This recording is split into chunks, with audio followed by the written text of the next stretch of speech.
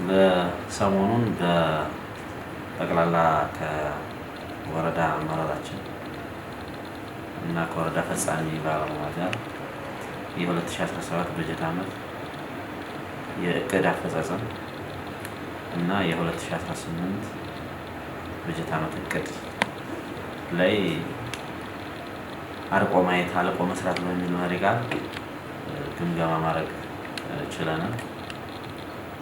በዋናነት 2017 ዓመተ ምህረት በጣም ብዙ ተግዳሮት የነበረበት ነበር።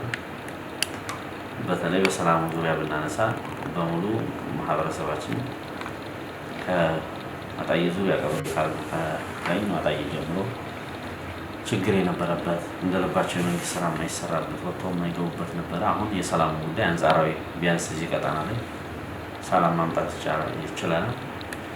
በዋናነት ሌሎች በ2017 በጀት ዓመት በጤና ዘርፍ ብዙ ያልፈጸምናቸው ነገሮች አሉ። ለምሳሌ በጤና ዘርፍ ብናነሳ ከእናቶችና ህፃናት እንክብካቤ ጋር በተያያዘ ብዙ ያልፈጸምናቸው አሉ። እንዲሁም የጤና ፋይናንሱም ላይ ያልፈጸምናቸው በጣም ብዙ ነገሮች አሉ። ለምሳሌ ጤና መድንን ብናይ 60% ሆነን ያጠቃለልነው ዓመቱ ይህም 80% 100% መፈጸም የሚችል ተግባር ነው እና ዘርፈ ብዙ የሆኑ ያልፈጸምናቸው ነገሮች አሉ። እነሱን በቁጭት ማየት ነው። ከዛ ውጪ አሁንም በተመሳሳይ ጤና ላይ ያልተፈጸሙ ነገሮች አሉ። ለምሳሌ በማዕከል ደረጃ የመድኃኒት ወይም ደግሞ የአንድ ማዕከል ፋርማሲ ግንባታንም እንዲሁ ያልሰራንበት ዓመት ነው። በዚህ ዓመት ትኩረት እናደርጋለን።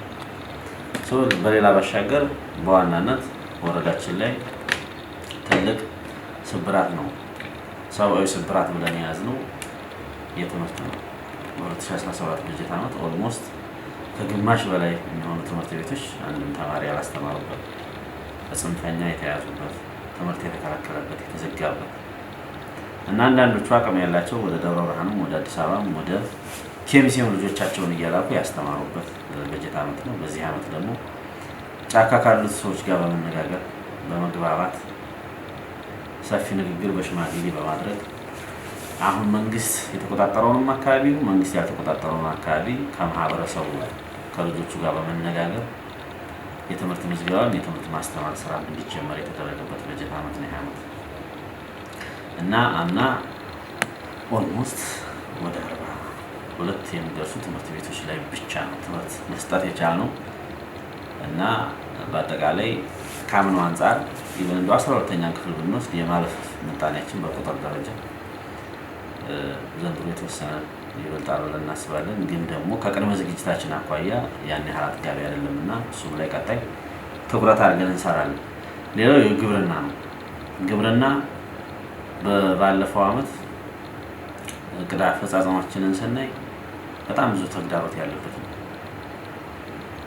ለምን በተፈጥሮ ሀብት ስራችን፣ በአፈርና ውሃ ጥበቃ ስራችን ማለት ነው፣ በሰብል ልማትም ቢሆን በሌሎች ዘርፎች በመስኖም ቢሆን ስንዴን በአጥጋቢ ሁኔታ አይደለም። ኢኒሼቲቭ ነው፣ በፓርቲያችን የመጣ ኢኒሼቲቭ ነው። በጋ መስኖ ስንዴ እሱንም ቢሆን በደንብ ከመስራት አኳያ ማህበረሰቡ ከውዥንብሮቱ የልማት ስራውን እንዲሰራ ከማድረግ አኳያ ተግዳሮት የነበረበት ነው። በጣም ብዙ የተፈተንበት ያን ያክል አመርቂ የሆነ የሰብል ልማት አመታዊ እድገቱን ያልጨመርንበት ነው። ብዙ ሲግኒፊካንት በሆነ ወይ ሊሆን ይችላል፣ ግን ደግሞ በተሟላ ደረጃ ፈጸምን የምንለው የለም። ከዛ ውጭ አገልግሎት አሰጣጣችንም በተመሳሳይ ነው። አሁን ባለው ደረጃ አገልግሎት አሰጣጣችን ኦልሞስት ማህበረሰቡ አንዳንዱ የሚማረርበት በጤና መድን አገልግሎታችን፣ በሌሎች በመታወቂያ ሊሆን ይችላል፣ በተለያዩ ነገሮች ማህበረሰቡ አገልግሎት ፈልጎ ሲመጣ ከሁለቱም አካል ያልተመቸውን እነሱንም ማሻሻል ይጠይቃል አገልግሎት አሰጣጡም ላይ። በተጨማሪም ደግሞ ሰላምና ደህንነቱ ላይ ሰው ጫካ እየገባ የኖረበት ያደረበት የከረመበት ቀናቶች ብዙ ናቸውና አሁን የተወሰነ መረጋጋት መኖር አለ። ከዛ ውጪ ዘንድሮ በዋናነት ትኩረት የምናደርገው ዋና ዋና ግቦች አሉ። እንደ ወረዳ እያንዳንዱ ተቋም ከግቡ አንፃር ማሳካት ያለበት ነገር አለ። ያንን ነገር ማሳካት አለበት። እያንዳንዱ ሰው ግብ ተቆጥሮ ተሰጥቷል። ተቋም የራሱ ግብ አለ። ያን ግብ ያሳካል። ባለሙያም ያን ግብ ያሳካል። አሁን የምንመዘነው አመራሩም ቢሆን ባለሙያውም ቢሆን ከግብ አንጻር እንደ በፊቱ በግምገማ የሚታለፍ ነገር ነው።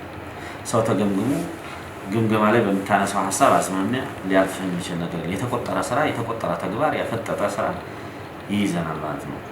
ስፔሻሊ እንደ ወረዳ እንዳስተዳደር ምን እንሰራለን ብለን ስናስብ የመጀመሪያው ትኩረት የምናደርገው ገቢ ላይ ነው። ያው ገቢ ላይ ድርድር የትኛውም አመራር የትኛውም መንግስት መቀጠል ከፈለገ ሁለት ነገር ነው የሚሰራው። አንዱ ገቢ ነው፣ ሁለተኛው ሰላም እና ደህንነት ጉዳይ ነው። ገቢ ላይ አተኩረን እንሰራለን። አተኩረን እየሰራን ነው። ግብር ሳይገብር በዚህ ዓመት አምና ኦልሞስት ወደ 97% ሆነን የጨረሰውና ከፍተኛ